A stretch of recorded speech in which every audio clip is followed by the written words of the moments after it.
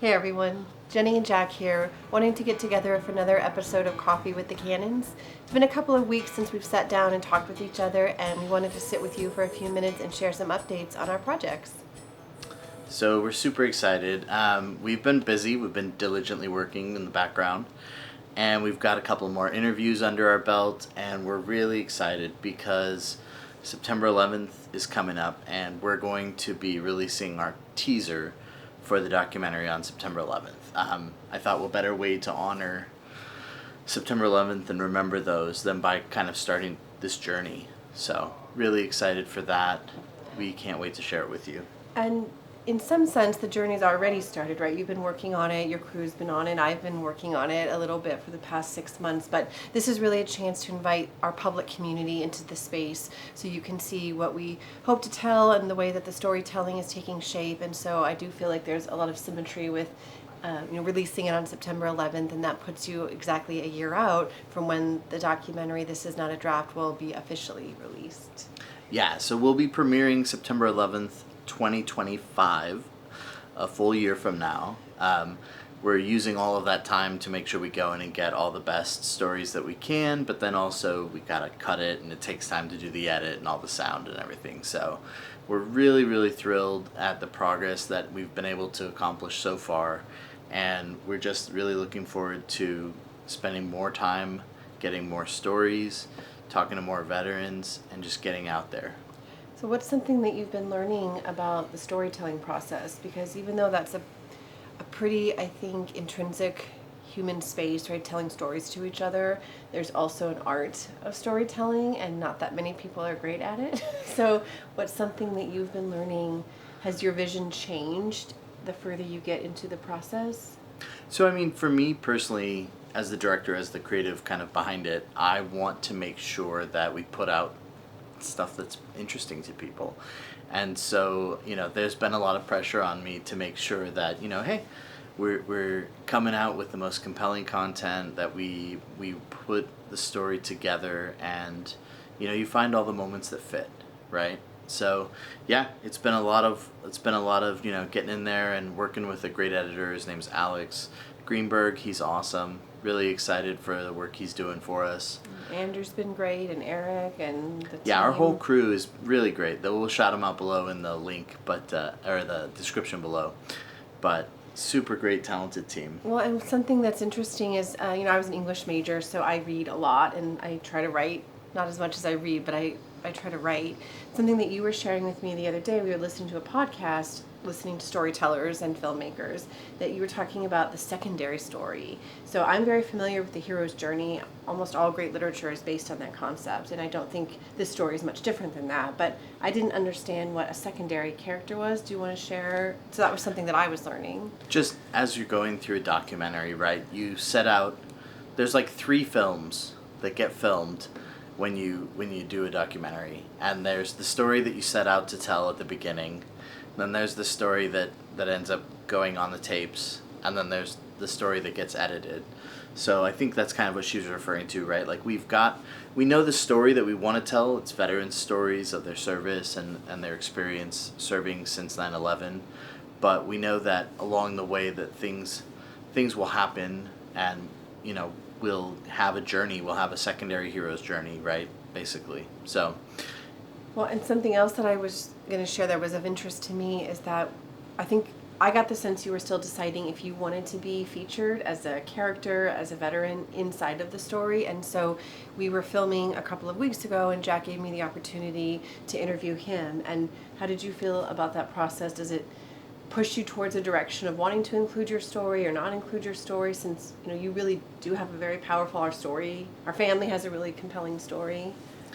Yeah, so that was one of those things where at the beginning you're just like, I don't know if I'm going to do it. I really want to make sure that stories are told, and that we get these compelling stories out, but like having a director put their own story into a documentary is often risky, right? For it to be done well and for it to not look, kind of crazy.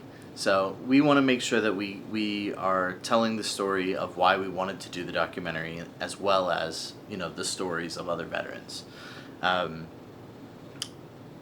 One of the things that I will say is I'm really glad that I did get interviewed, because it reminds me what is going through other veterans' heads when they're being interviewed by me. So I appreciate that opportunity because it really, like, oh man, as I'm getting in there, I need to think about the things that could be coming up and people could be thinking about.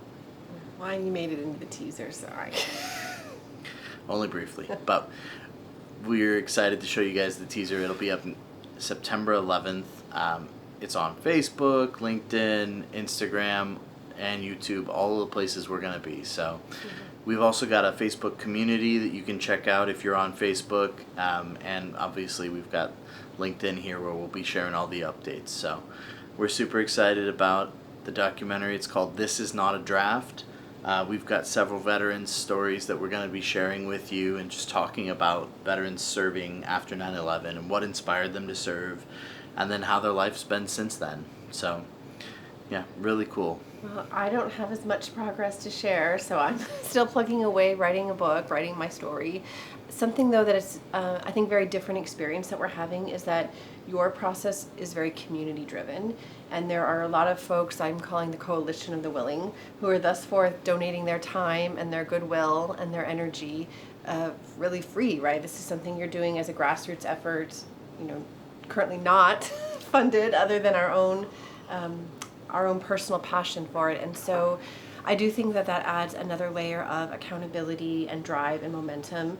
And even though I'm fairly self-disciplined, I'm having a different experience. One part because I'm also getting to help you with the documentary. So I've continued to just do a lot of reading is the stage. So I'll call it my pre-contemplative stage of the writing process. So I've been reading The Four Agreements is something I just finished. Who's that by?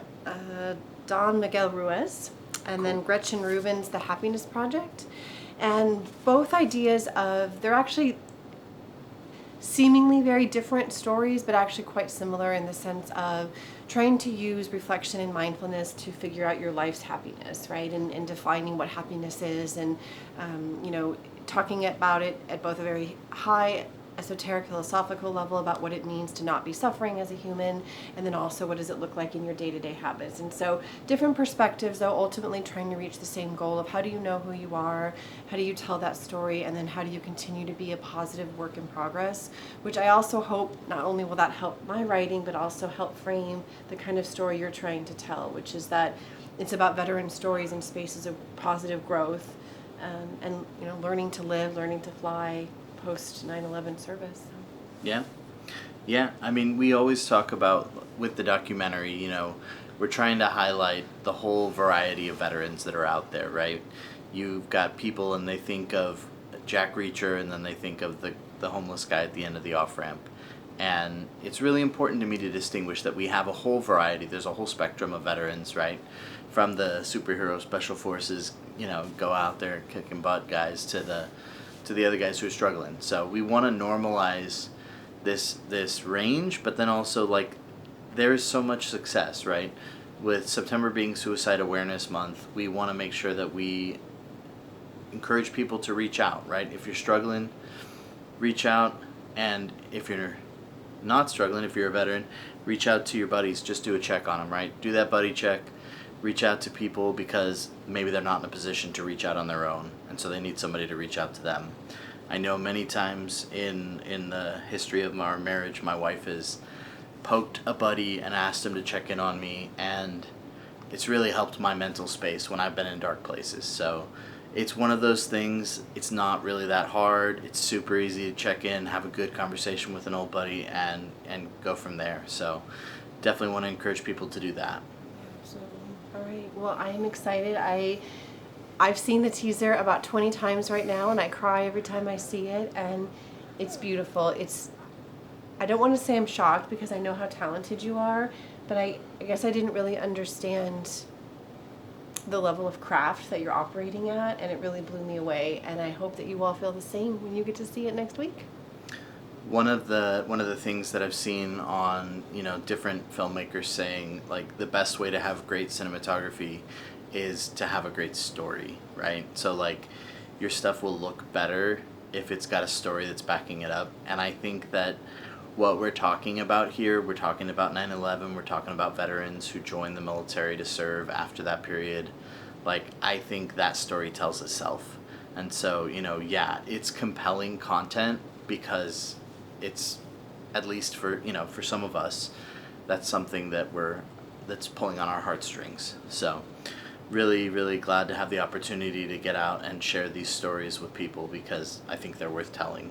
Well, and as a reminder, when you consume content next week about September 11th, and of course you'll hear about families directly impacted, first responders, folks that were in the buildings, on the airplanes, and absolutely, and I'm grateful that we have opportunities to hear those stories. And then I think the place that Jack is trying to really tap into are all of the hundreds of thousands of people that enlisted to serve because of those experiences, because of that event, and then what their lives look like today. And to his point, there is a whole spectrum of life happening for those that volunteered to serve post 9/11. And so I think that that is a special place that you are storytelling, and I think it's worth you all checking out too. Well, it's been a quick one, but we are super excited to share our updates with you guys. Stay tuned. September 11th, we will have the teaser. It'll be up all the different places where we've got channels. So go check us out on Facebook if you want to join the group there. It's growing. It's just starting now, but we're super excited. All right, talk to you all later. Thanks for joining us. Bye.